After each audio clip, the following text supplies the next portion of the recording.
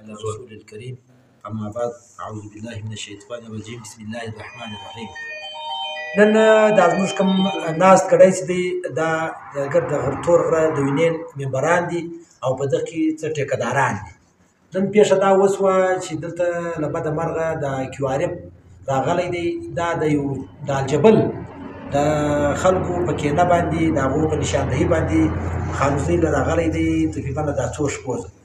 بیا خاص کر پر 23 تاریخه یو بل DG لیویزه یو لیټر جاري کړی دی څه QRF نور زیات کړي دي، 30 35 کسان دي. دا په دا غره کې کله سهار پله ګرځي، کله غرمه پله ګرځي، کله ماښام پله ګرځي، کله په شپه پله ګرځي. نو دلته تنګېده یې شروع کړي دي. بیا یو 2-3 ورځې مخکې دلته زموږ پکنیک پوینټونه دي، مخامخ شکر دی، دا تور غر دی، ګوجا ده، تور خوله ده، کوټلي دي. دا خلک په پکنیک دي، په چکروم دي. دا سپرلي موسم دی، موسم بهار دی. نو ځینې 2-3 الپان کلي دي، دا د پکنیک له ګوجا له دا شینکۍ نری ورته وایي، دلته اوبه راځي. نو دلته QRF ورته وایي سپی ودرئ، نه بځئ، دروځي، د شپې هم نه دی. بیا موږ پرتې فایرینګ کوو، موږ پرتې ټکان کوو. خو بهرحال بیا هغه الپان برته بیا راغلی، ویډیو جاري کړه، بهیي موږ لوکل خلک یو په چکر راغلي. نو دا QRF وار پر ورځ رابلي زیاتوب شروع کړي. نن خلي دي په غره کې غر له 7 میاشتو بند دی، دا کارونه بند ولاړ دي. له مختلف ځایو څوک چوکیداران دي، څوک د غره مالکان دي، ځي پر خپل سامان پر جایداد باندې به ګرځي، د لکو سامانونه پراته دي. په دا مابین کې دوی ګرفتاره کړي دي، راپورته کړي. تقریبا 9 کسان دي دا راپورته کړي دي، دا راوړي تاڼې. بیا چې موږ پسې ورالو، اطلاع راله، تاڼې له رالو، QRF څه بدتمیزي ورسره کړې ده، څه په لاښ کې ور اچولي دي. نو په موټر کې په زور اچولي دي چې باید دوی به خامخا راځئ او موږ ته له بالا اډر دی. هغوی بس ما خپل غر دی، زه خپل غره له روان یم، ته د چی اډر له ما تا زه اډر ورسره ایسي ده، موږ ته ایسي ویلي دي. موږ چې رابطه وکړله، ایسي ناست دی په پشین کې. زموږ ایسي امیر حمزه بیلو دا دی نن په پشین کې ناست. دا کوم QRF چې دي دا زموږ د خانوزۍ په یو کور کې د خلکو چا ځای ورکړی دی. سرکار دونې نیستمن سو چې نه کالج نه سکول نه بله یو اداره شته چې دوی دې کې رهایش کې وکړي. زموږ له سرکاره زه دا خواست دی، زموږ له لوړ بالا حکامه زه دا خواست دی، زموږ له ادارو زه دا خواست دی چې سرکار خپل کم خلک د یو پرایویټ کور کې ولې ساتي. بیا چې په کم کور کې دوی اوسي، دا کور د ګرد کلي په مابین کې دی او په دې د زموږ د ګرد خانوزۍ ګرلز هاي سکول تر مخ دا کور لاړ ځي، د ګرد کلي تر ګردو غټ اصغر جنرال سټور دی، د هغه سټور تر مخ دا کور ګیټ دی. دا خلک راځي باقاعده په دا کور وځي ننوځي، دا سرکاري ګاډیانې وځي ننوځي، توپکان دي، مشینان دي، QRF دی، فورس دی را روان دی.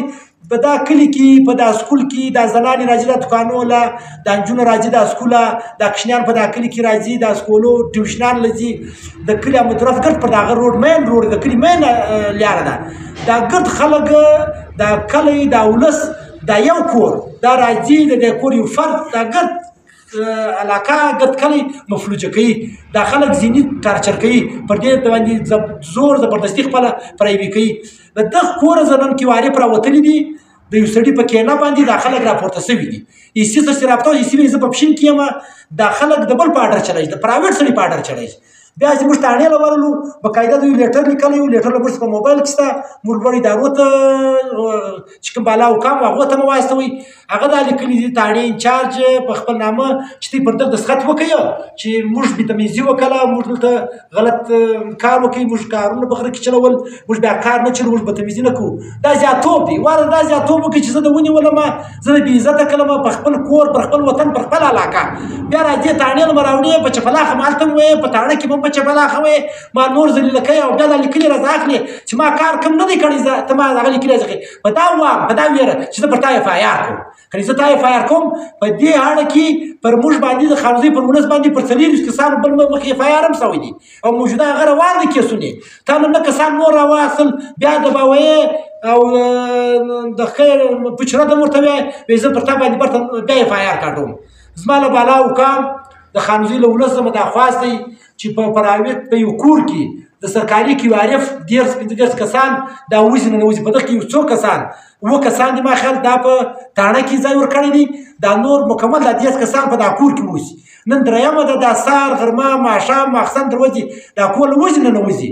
زموږ ولس ولې دونه دی که دا کار نن بل چا کړی وای نن زما د اشفاق په کور کې دا خلک وتا ننوتا پر دا چم چې توپکان ورسره وای کې وارف وای زه د خانوزۍ خلاف استعمالېدای زه به یې ولا چې سره انسۍ کړی وای مګر کېدل ته یو بل کس کوي بیا موږ نه خبر یو نه موږ ته اطلاع شته که په یوه غوږ واورو تر بل یې باسو ما و سرکار ته هم دا خواست دی چې زما له زنانو د خیال د وساتل شي زما د ځوانانو خیال د وساتي زما د کشنیانو د سکول د سټوډنټو د زنانو د نجونو خیال د وساتل شي دا خلک د کلي د یو کور راوایستل شي چې سرکار چیرې خپل دوی ته خپل ځای ورکوي خپل ځای ته ورکړي زموږ کوم کسان چې په ناجایزه نیول شوي دي په تاړه کې او هغو ته سزا ورکول کېږي هغه ورکېږي هغه ټارچر کېږي پر دې باندې چې ته ماته لیکلي راکړې چې زه په غره کې بیا کار نه کوم زه غره له نه ځمه زه دلته دغه ماینینګ نه کوم زه بیا کار نه کوم غر بند دی په غره کې کارونه بند دي موږ کوم لوکل دا کسان چې پروکړي دي ګرځ زما د خانوزۍ دي درې کسان د تورې خولې دي دوه د خانوزۍ دي د عمرزۍ دي